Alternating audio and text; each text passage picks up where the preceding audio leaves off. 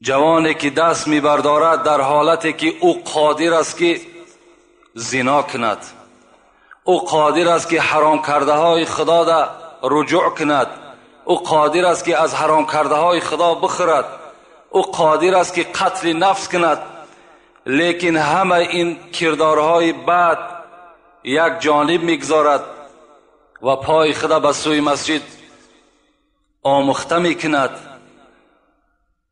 و وجود خودش در بالای جای نماز آموخته میکند.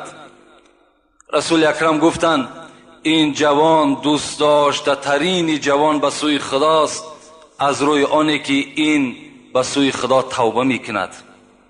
البته خوش به حال همون جوانی که علال خصوص این جوانهایی که الحال پیش روی ما هست، خوش به حال همه شما که این راهی که شما گرفتید. به خدا قسم رسول اکرم گفتند دوست داشته ترین بنده به سوی خدا که نام او در نزد خدا به نام حبیب خوانده می شود این جوان است. جوانی که توبه کننده است نزد خدا نام او حبیب است. برادران این همی جای اکام نمونم پراورکا میگرانت нафарое ки дар Москваен мехоҳем ки проверка регистратсия кунем, проверка запрет кунем, проверка патент кунем, проверка штраф кунем, инами проверка мигранта муроҷиат кунем, кори шуморо 100% буд мекуна. ҳаме қасол дар ҳамин соҳа кор кардеста, ягон кас шикоят карди нест. кадои мо бо айнои майҷа чақчақ мекунад, сухан мекунад, кори хичонамӣ дорад. худо нигаҳбонтон. инамҷа муроҷиат. дорухонаи шифофармо дороҳои табииро ба шумо пешниҳод мекунад. самюн ван барои шахсоне ки хароб ҳастанд ва мехоҳанд вазн гиранд. м плюс эпимедиум барои боқувват шудан, хуб кардани гардиши хун, барои тӯлонӣ кардани ҳамхобагӣ. мас пигменто барои касалиҳои псориаз ва сафедшавии пӯст. биндокс барои резонидани кремҳои меъда ва рӯда. миноксидил барои баровардани риш ва мӯи сар. крем фрейнк барои дароз намудани муҳлати ҳамхобагӣ. масла хилби барои резонидани сангҳои гурда ва табобати он. фат зорб барои кам кардани вазни зиёдатӣ. ассалому алайкум дӯстони азиз. оё шумо барои гузаштан аз сарҳад душворӣ мекашед? муҳлати ҳуҷҷатҳоятон ба охир расидааст? пас ман барои шумо хизматрасонии ширкати нурмуҳаммадро пешниҳод мекунам. бо мошинҳои наву замонавӣ, бо боварию эътимоди комил, тавассути ронандагони марду зан шуморо аз манзили истиқоматиятон то хати сарҳад бурда барои убури марз мусоидат менамоянд. ёдовар мешавем ки агар шумо аз номи шабакаи ҳоҷи мирзо муроҷиат намоед, бароятон тахфиф ироа карда мешавад. рақамҳо барои тамос ҷамъ 7 926 319 59 61. توبه به سوی خدا توبه جوان است. جوانی که دست میبردارد در حالتی که او قادر است که زنا کند، او قادر است که حرام کرده های خدا را رجوع کند، او قادر است که از حرام کرده های خدا بخورد، او قادر است که قتل نفس کند، لیکن همه این کردارهای بد یک جانب میگذارد و پای خدا به سوی مسجد آموخته میکند و وجود خودش در بالای جای نماز آموخته میکند. رسول اکرم گفتند این جوان دوست داشته ترین جوان به سوی خداست از روی آنی که این به سوی خدا توبه میکند. البته خوش به حال همون جوانی که علال خصوص این جوانهایی که الحال پیش روی ما هست، خوش به حال همه شما که این راهی که شما گرفتید. به خدا قسم رسول اکرم گفتند دوست داشته ترین بنده به سوی خدا که نام او در نزد خدا به نام حبیب خوانده می شود این جوان است. جوانی که توبه کننده است نزد خدا نام او حبیب است. از این خاطر حدیث های پیغمبر خدا در این باب خیلی بیشمار است. یک تای دیگرش که یک جالب کننده دقت ما و شماست، رسول الله چی گفتن؟ گفتن انا اشاره به سوی خود کردند من و شاب طایب و جوان توبه کننده و من کهاتین. انگشتاش برداشتن رسول اکرم گفتند مثل همین دو هست و اشاره بالسبابه والوسطی.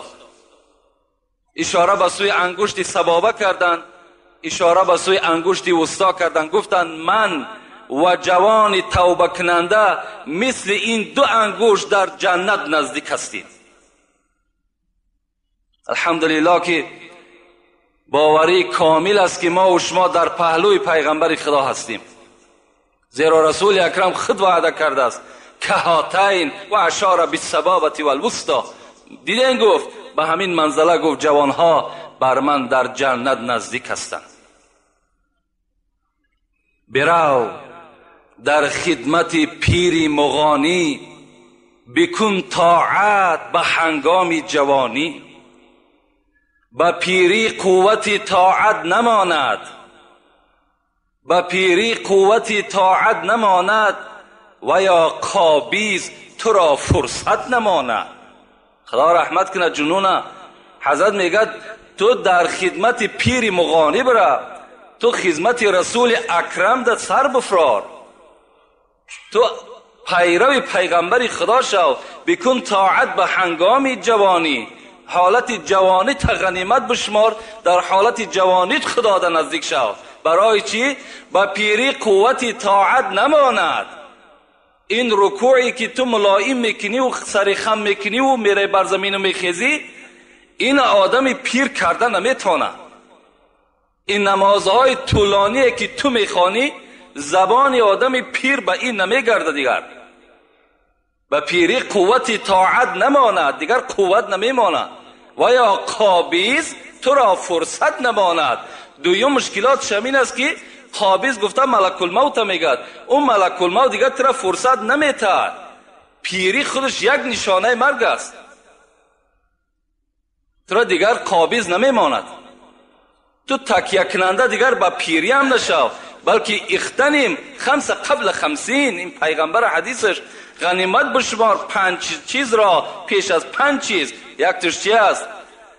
یکتش امین است، جوانی را پیش از پیری غنیمت بشمار. این غنیمت است. ما و شما نگیم فرداش در گمان است. فردا چیزی گمان است، این فردا را هیچ کس نمیداند. یک وجب راه است بیدیل از تو تا دامان خاک، در سر این مژگان چو اشک ایستاده ای هوشیار باش. از تو تا دامان خاک یک وجب راه است، خواه پیر باشی خواه جوان، در سر این مژگان چو اشک ایستاده ای هوشیار باش. مثل اشکی که در بالای میژه های ما و شماست که این زمان میغلطد زمان دیگر، انسان حضرت بیدل گفتن هم تحیز کخته. مگو ای تشنه فردا آب نوشم. مگو ای فردا آب نوشم. مگو ای تشنه فردا آب نوشم، با پیری در راه طاعت بکوشم. اینا نگو تو. برای چی؟ با بوی پیری چندین نوجوانی برفت به توبه از این دار فانی. زیرا که بسیاری جوانهایی بود که غافل بودن، به عقل بودن، اونا تکیه کردن که خیلی پیر کشیدین، از قابلیت کار دارم، دو میکنم، کار دنیا را انجام که دادم، بعد پیر کشیدم، از همه که ماندم خدا را عبادت میکنم. لیکن حضرت گفتن با بوی پیری چندین نوجوانی برفت به توبه از این دار فانی. لیکن با پیری نارسیده و توبه پیری را نکرده که در جوانی چکار کرد؟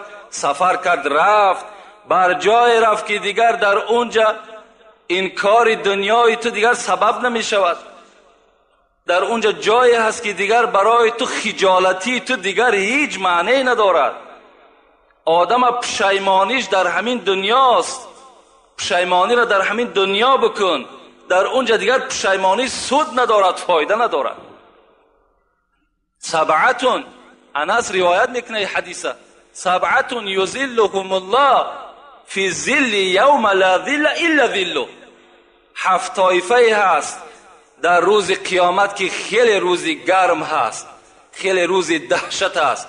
هیچ کس بر هیچ کس نزدیک شدن نمیتواند. چگونه که خدا در سوره و نازعات میگه یوم یفر المرء من اخی و امه و ابی و صاحبتی و بنی. اون روزی است که برادر از برادر میگریزد. مادری که بجان و جیگرش فرزندش بر اون نزدیک است، فرزند دیگر نظری رحمت نمیکند. پدر از فرزند میگریزد. همه مشغول چی هستند؟ آیا نجات میافته باشم یا نه؟ همه در این فکر هست. همان روز سایه هست، سایه عرش میگن او را. همین سایه عرش در بالای کیست؟ پیغمبر خدا را گفت 7 طایفه در زیر این سایه است. یک تایو کی است؟ شاب نشأ فی عبادت الله، جوانی که در جوانی خدا را عبادت کرده است، در سایه عرش است. شما پشیمان نشین، شما آرزو به سوی عرق نوشیدن و زنا نکنین، بلکه شما گریبانای خدا بگیرین بگین هزارها بار شکر خدایا ما را تو به سوی خودت در این جوانی هدایت کردی. هزارها بار شکر گفتن نماز شکرانه بخوانین، زیرا بسیار پیرانسالایی هست الحال که میگویند چرا در جوانی ما نکردین. این افسوس را در پیری میخری. اگر به شرط با را به پیری برسی دیگر فایده ندارد. حرکت کنین، هیچ کار صد راه شما را نگیرد. در هیچ فتنه و در هیچ ترس و وهم داده نشین، بلکه راه خدا را پیشه بگیرین. انشاءالله شما نجات میابین. عبدالرحمن ابن عوف خدا رحمت مغفرت کند، بهترین صحابه پیغمبر خداست.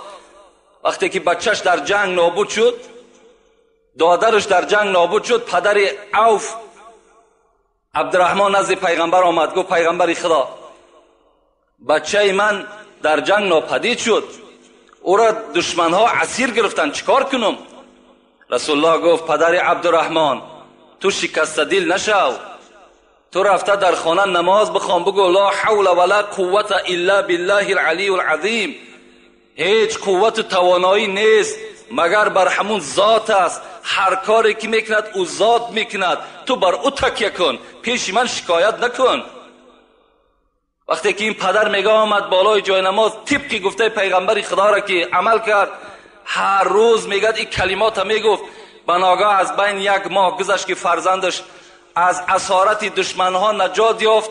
با بزم این 100 شتر دشمن گرفته خانه پدرش آمد. پدرشان گفتن هزارها بار شکر به سوی تو ای خدایی که من تو را به عظمتیت خواندم و از تو من مدد طلب کردم. شما هم هر مشکلاتی که بالای شما میاد، هر فتنه‌ای که بالای شما میآید، شما چیکار کنید؟ جای نماز پرتاین، فقط زاره و تولا را از خدای خود بکنید، انشاءالله از همه بلاها شما نجات میابید. خدا ترسی را در دلتان، خواه جوان باشین خواه پیرانسال، البته جایگیر کنین. البته کسی که از خدا میترسد، تمام حیوانها و تمام انسها از او میترسند. من این را برای شما یک مثال میارم. وقتی بستان خواندم، بستان سعدی را، حضرت یک حکایت عجیبی آوردن در باب خدا ترسی. تماشا کنیم. همین عملی که شما الحال کردین، به نماز جمعه که میآیین، این خود خدا ترسی هست، این علامت خدا ترسی است. و الا رفیقای شما در پهلوی شما در همون کارخانه‌های کار میکردین، همونجا کار کرده ایستادن، لکن شما را چی؟ ترس خدا و ایمان شما گرفته بر همین مسجد بر وقت آورده رسانید. این ایمان شماست، این ترس خداست. حضرتی را در نظم ادرارت حکایت کنند از بزرگان دین، حقیقت شناسان عین الیقین. سعدی میگوید این حکایه‌ای که من بر شما میکنم این افسانه نیست، بلکه این را حقیقت دارد، بلکه این در تجربه حیات انسانها گذشتگی هست. آیا این چی حکایت است؟ شما گوش کنین. میگد این حکایت بیهوده نیست. حکایت کنن از بزرگان دین، حقیقت شناسان عین الیقین، که صاحب دل بر پلنگ نشست، همه رفت رهوار و مار به دست. یکی گفتش ای مردی خدای، بدین راه که رفتی مرا راه نمای. یک صاحب دل، یک خدا ترس مثل شما در بالای پلنگ میگه سوار بود. مثل ما و شما خر و اسب سوار میشیم به آسانی، او صاحب دل پلنگ به آسانی سوار شده است و در دستش یک درنده دیگر مثل مار حرکت کرده رفته است. یک شخصی میگه از پیش برآمد گفت ای مردی خدای، بدین راه که رفتی مرا راه نمای. همین راهی که تو برای خودت اختیار کردی این چه خیل راه بود؟ تو از کجا چی کردی که درنده رامی تو شد، نگین سعادت به نامی تو شد؟ این مرد میگه سوالش کرد چیکار کردی که این درنده، این پلنگ است، این مارم درنده هست، اینا چیکار کردی به تو رام شدن؟ حضرت چی گفتن؟ گفتن وگر ور پلنگم زبون است و مار، وگر پلنگم زبون است و مار، ار پلنگم زبون است و مار، وگر فیل و کرگت شگفتی مدار. حضرت میگد گفتن این پلنگی که من سوار شدم، این ماری که در دست من است، اگر ای برادر فردا ببینی که من بالای فیل سوار هستم و در دستم کرگس است، یعنی فیل هم درنده است، کرگس هم درنده است، شگفتی مدار. تو در تعجب نره، تو در تعجب نره که من فردا باز پلنگ سوار بشم و در بالای دستم اگر کرگس بگیرم. برای چی؟ تو هم گردن از حکم داور مپیچ، تو هم گردن از حکم داور مپیچ، کی گردن نپیچه از حکم تو هیچ. اگر تو هم ای برادری که سوال کننده هستی، اگر مثل من تم از گردن از حکم داور نپیچی، تو هم اگر پیروی قرآن و پیروی حدیث های پیغمبرت باشی، تمام این درنده ها به تو رام میشوند، همه این درنده ها به تو تسلیم میشوند، در صورتی که اگر تو چی باشی؟ از حکم خدای خود گردن نپیچی، همه اینا رامی تو میشوند.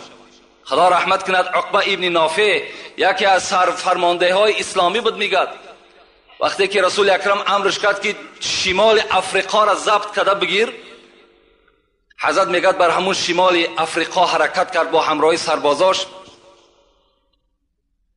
وقتی که به افریقا رسید، یعنی افریقا میگه ما و شما، وقتی که به اون موضع رسید، یکی از سربازای خود روان کرد، عسکری خودش گفت پیشکی برو کنی نظر کن که یگان موضع خوب برای ساختن خانه باشد مرا خبر بده، آنجا ما برای شما خانه میکنیم، از آنجا حمله بعد به سوی شمال افریقا میکنیم. حضرت میگر آمدن، این عسکر آمد میگر نظر کرد، یک جای خیلی موافق دید، گشت آمد پیش عقبه، گفت عقبه یک سرزمین دیدم به نهایت موافق است برای خانه، لیکن به نهایت شیر، پلنگ، شغال و مار عفیش به نهایت زیاد بود. حضرت گفتن من اونجا میرم. انسان از خدا که میترسید از درنده چرا بترسه؟ آمد میگد از پیش همون جنگل ایستاد و گفت ای گروه شیرا، ای گروه پلنگ ها، ای گروه شغال، ای گروه مار عفی، شما میدانین من کی هستم؟ من عقبه ابن نافع هستم، من از خدا میترسم، من پیرو قرآن، پیرو حدیث های پیغمبر خدا هستم. بر شما بر نرمی میگم همه تان این سرزمین ترک کنین که ما اینجا خانه میسازیم. حضرت میگد بلند این آواز داد، عسکرها در تعجب افتادن آیا این حرف عقبه را میشنود؟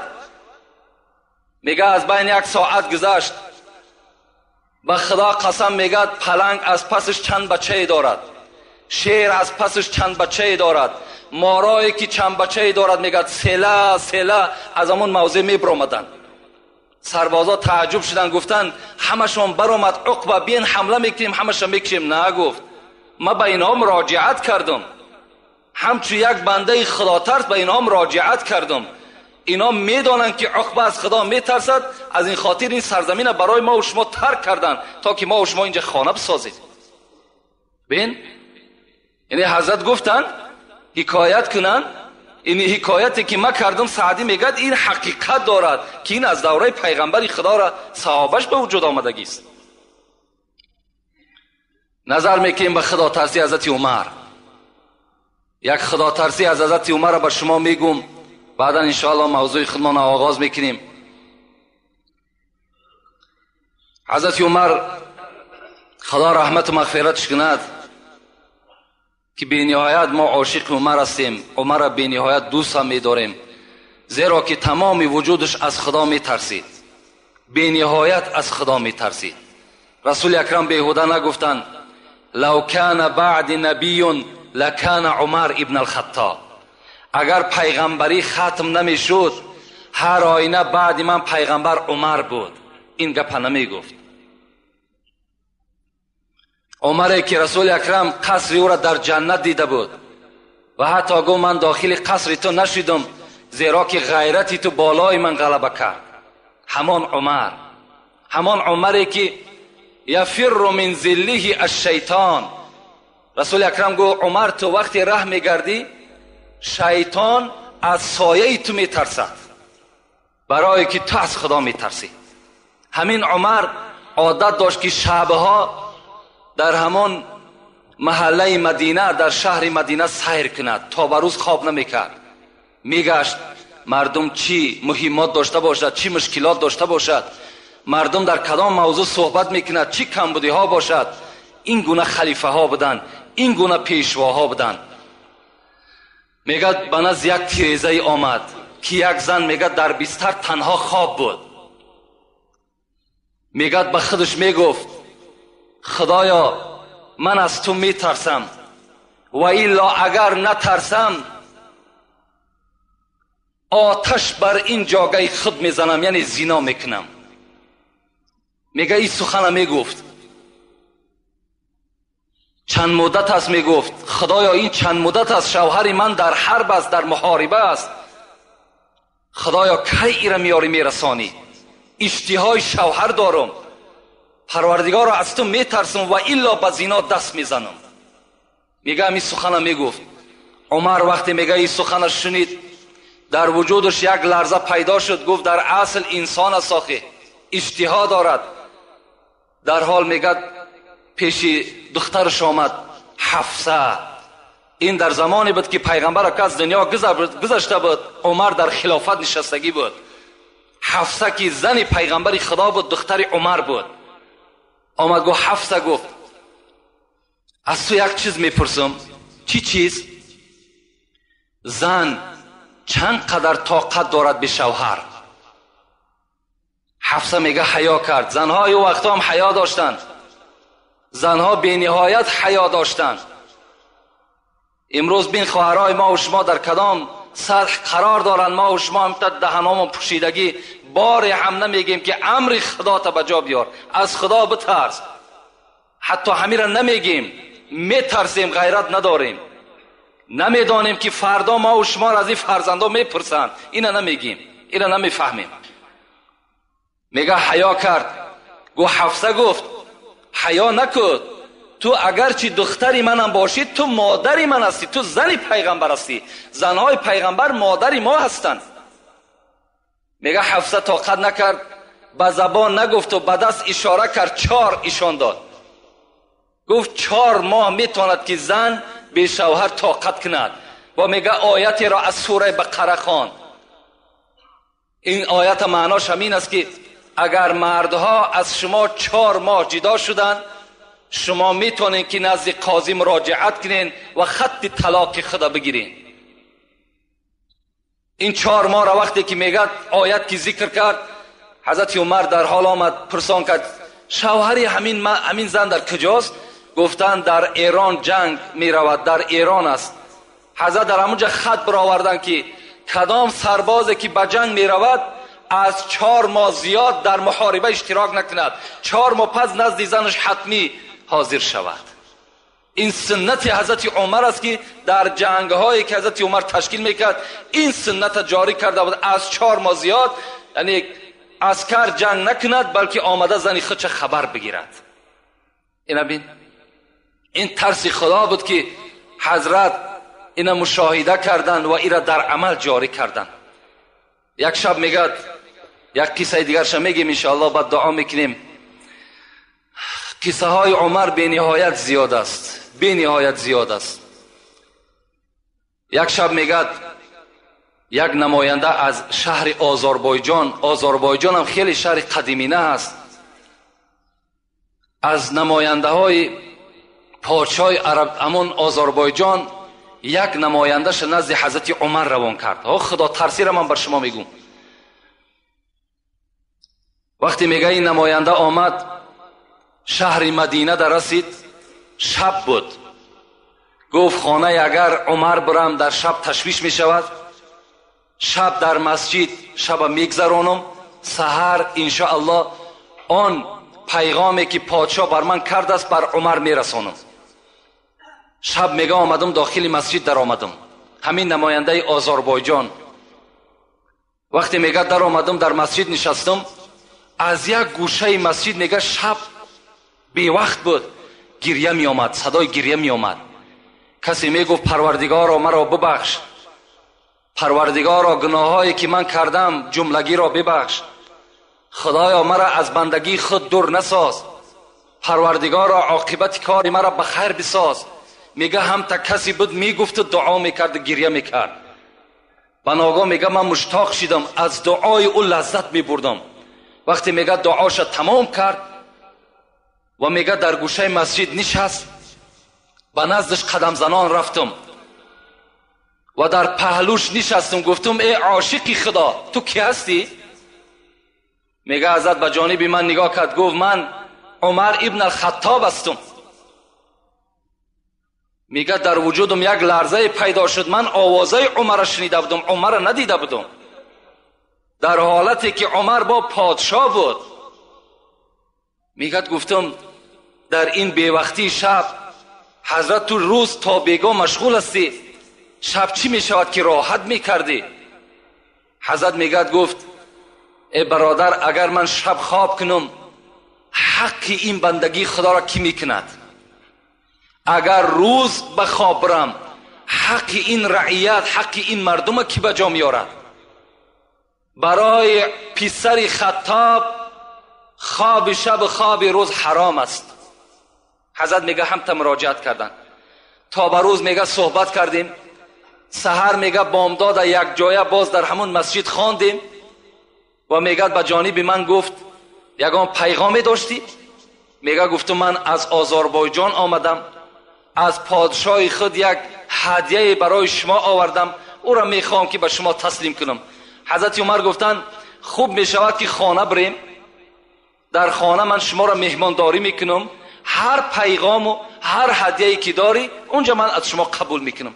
حضرت دستی او را گرفتن، میگه به خانه آمدن. وقتی در خانه در آمدن، اون زمان میگه زنی حضرت عمر دختر علی بود، ام کلثوم. فریاد زد ام کلثوم این مهمان است، یگان طعام داشته باشی نزد ما بیار. ام کلثوم میگه صدا داد عمر در خانه بجز نان خشک و کمی از ملخ پختگی دیگر چیزی نیست. خانه پادشاه که از 3 قسم دنیا در دست حضرت عمر بود، بجز نان خشک یک کمی از ملخ پخته دیگر چیزی نیست.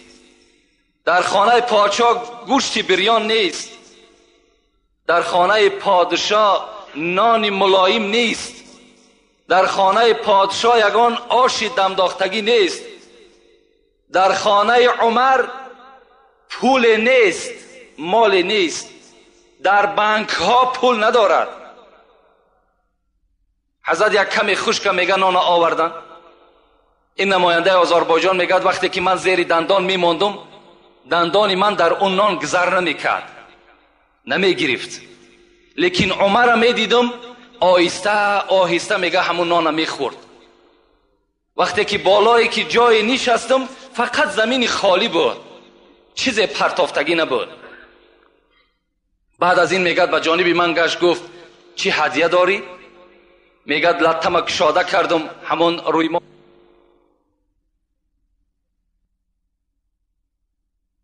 روی هست که بغیر در شهر آذربایجان دیگر در هیچ جا پخته نمیتونن. این را فقط کیبانوهای آذربایجان پخته میتونن و این را فقط پادشاه ها میخورند، دیگر هیچ کس نمیخورد. عمر میگه وقتی نگاه کردم از این سخنهای من چنان میگه پیشانی ها رگه هاش میخیست. میگفت فقط همین مقدار است؟ گفتم بله همین مقدار است.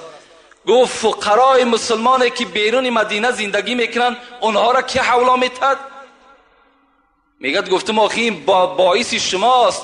میگه گفت دستمالت جمع کن، این هدیه را برده به پادشاه بده، بگو اگر دفعه دیگر همچنان معامله به عمر میکند به خدا قسم رگهای گردنش میبرم. اینجا مسلمان ها گشنه و تشنه و حلوا را عمر بخورد. بین این خدا ترسی را بین. حضرت خوراک ملایم برای خود اختیار نمیکردند، برای که ترسی خدا داشتند. رأس کل الامر مخافت الله، سر همه کارها ترس خدا هست. ما و شما باید که در خودمان ترس خدا را جایگیر بکنیم. از خدا بترسیم، انشاءالله ما و شما هم در دنیا هم در قیامت البته سربلند هستیم. هیچگاه خواه در پنهانی باشین برادرها، خواه در آشکارا باشین، شما فقط و فقط تصور کنین که خدا شما را نگاه دارد. خدا در نظاره شما هست. چگونه که پیغمبر میگه اعبد الله کانک تراه فان لم تکن تراه فانه یراک. خدا را چنان عبادت کن که همچنانی که او را دیده ایستاده ای، اگرچه او را نمیبینی او تو را میبیند، همچنان خدا را عبادت بکن. جمعه پیشین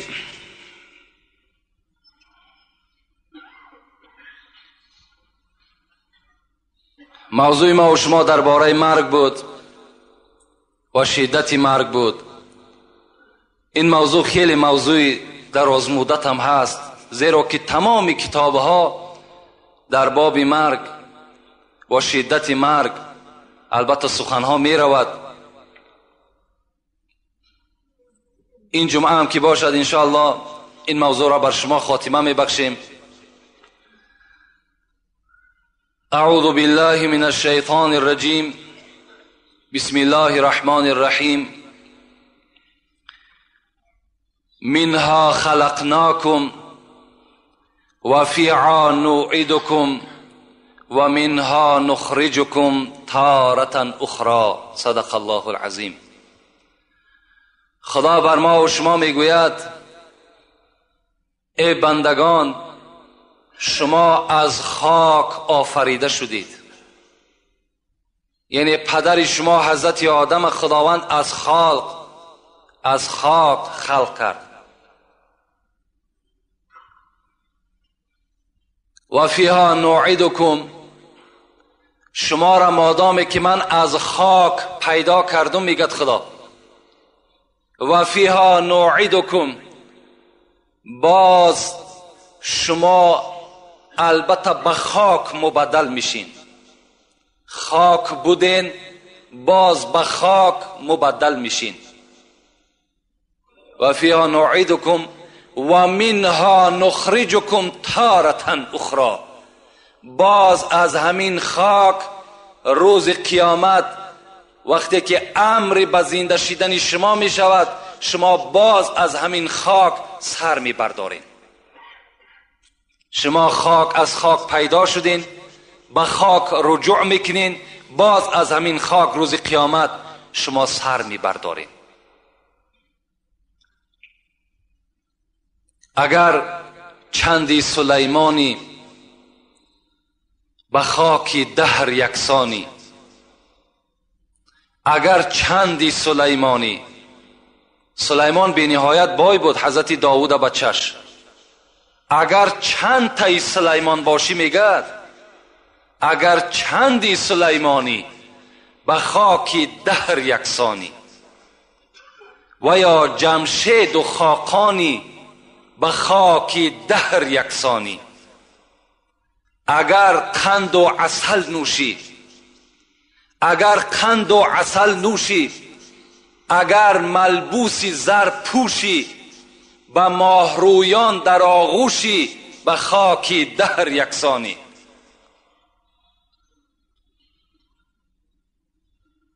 اگر قند و عسل نوشی اگر ملبوسی زر پوشی به ماهرویان در آغوشی به خاک دهر یکسانی. اگرچه فرد دورانی، یعنی اگرچه آدم عادی هم که باشی، اگرچه فرد دورانی به تخت خیش سلطانی، تو اندک روز مهمانی به خاک دهر یکسانی.